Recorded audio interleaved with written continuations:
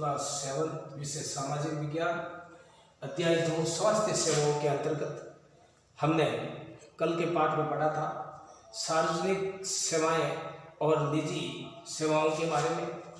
सार्वजनिक क्षेत्र में सरकार के द्वारा हर व्यक्ति को निःशुल्क इलाज और दवाएं दी जाती है और संपूर्ण निःशुल्क है। और निजी स्वास्थ्य सेवाओं के अंतर्गत बड़े बड़े शहरों में बड़े बड़े अस्पताल हैं, वहाँ पर महंगे पैसे पर उनका इलाज किया जाता है ताकि गरीब व्यक्ति निजी हॉस्पिटलों में इलाज नहीं करवा सकता। तो आगे हम गरीब लोगों के लिए क्या किया जा सकता है, सरकार के द्वारा ये भी निश्चित किया गया है कि सरकार का ये पहला दायित्व है कि हर गरीब व्यक्ति या बीपीएल रेखा से नीचे जीवन यापन करने वाले लोगों को निःशुल्क दवाइयाँ और उनका स्वास्थ्य का पूरा ख्याल रखा जाए और उनको उस श्रेणी में वापस लाया जा सके। उनको स्वास्थ्य संबंधी जानकारियाँ फिल्म के माध्यम से और गाँव में जाकर के कैंप लगाकर उन गरीब लोगों को निःशुल्क दवाइयाँ वितरित की जा सके। देखा होगा आपने केरल का अनुभव, सन 1996 में केरल सरकार ने राज्य के एक महत्वपूर्ण परिवर्तन किए जिसमें राज्य के पूरे बजट का 45% पंचायतों को दे दिया गया है, जिसमें पंचायत अपनी आवश्यकताओं को योजनाबद्ध कर उनकी पूर्ति कर सकती है। इसके लिए गांव के लिए पीने का पानी, आहार, औरतों के लिए विकास, शिक्षा आदि के लिए उचित व्यवस्था सुनिश्चित करना संभव हुआ है। इसके फलस्वरूप जल वितरण व्यवस्था की जांच की गई, स्कूलों और आंगनवाड़ियों के काम को भी सुनिश्चित किया गया।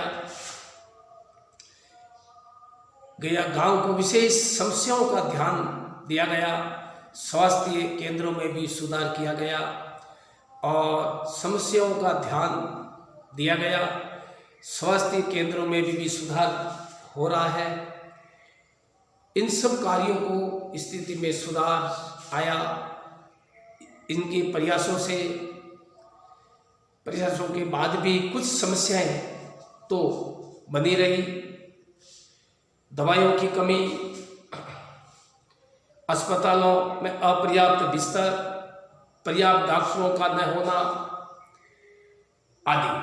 इन समस्याओं को दूर करने की आवश्यकता है। अधिक डॉक्टरों के लिए ऑन करें ताकि इन डॉक्टरों की कमी को पूरा करने के लिए हमारी भारत सरकार के द्वारा मेडिकल इंस्टीट्यूट में एमबीबीएस की सीटें बढ़ाए ताकि हमारा देश, भारत देश में पॉपुलेशन बहुत ही अधिक बढ़ रही है। नसबंदी के द्वारा भी हम इसको कंट्रोल कर सकते हैं। कोस्टा रिका का तरीका,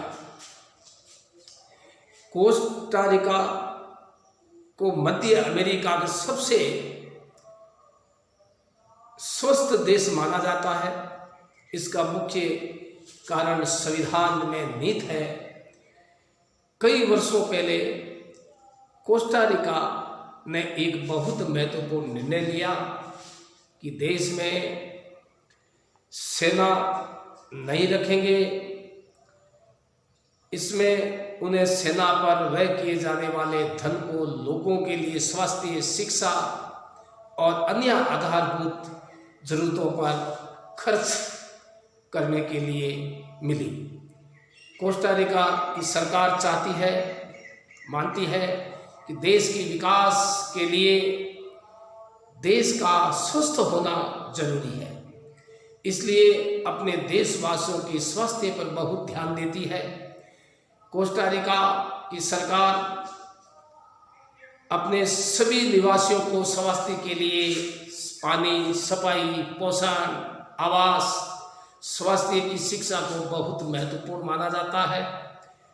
सभी स्तरों पर स्वास्थ्य संबंधी ज्ञान शिक्षा का एक जरूरी भाग है, जिसके अंतर्गत वहाँ पर सेना पर, हमारे भारत देश में सबसे ज़्यादा सेना के ऊपर पैसा खर्च किया जाता है।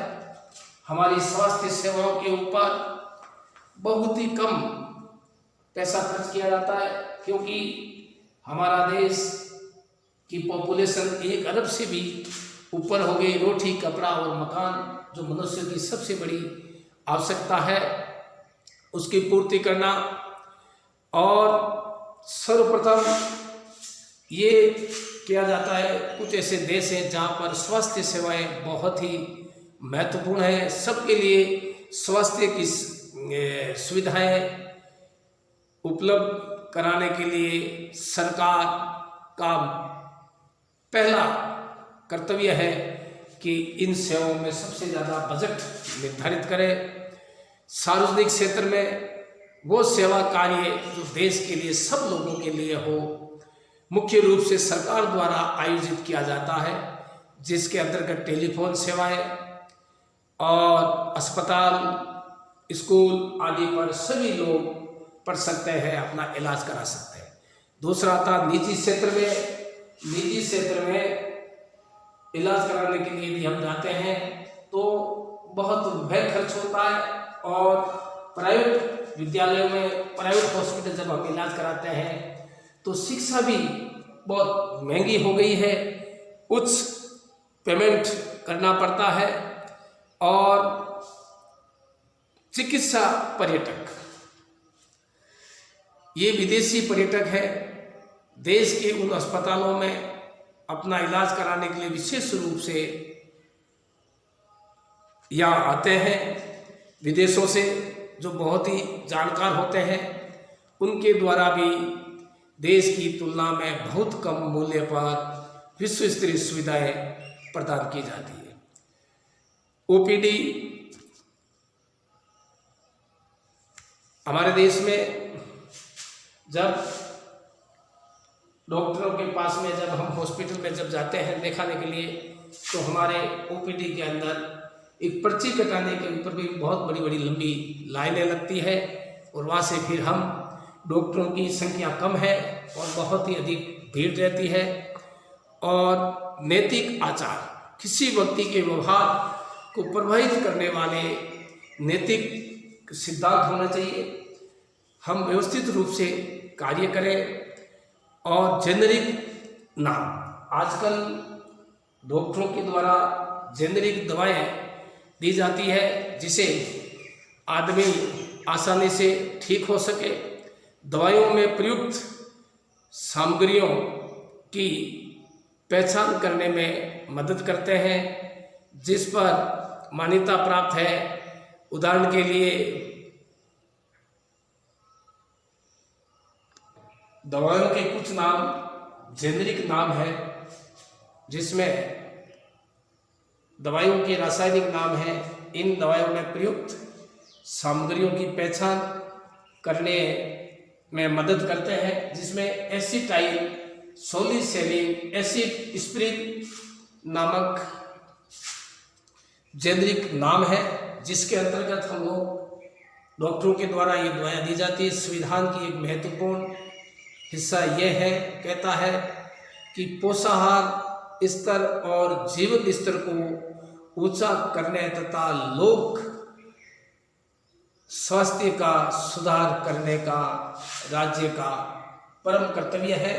सरकार का ये दायित्व है। हमारे संविधान के अंदर ये स्पष्ट लिखा हुआ है।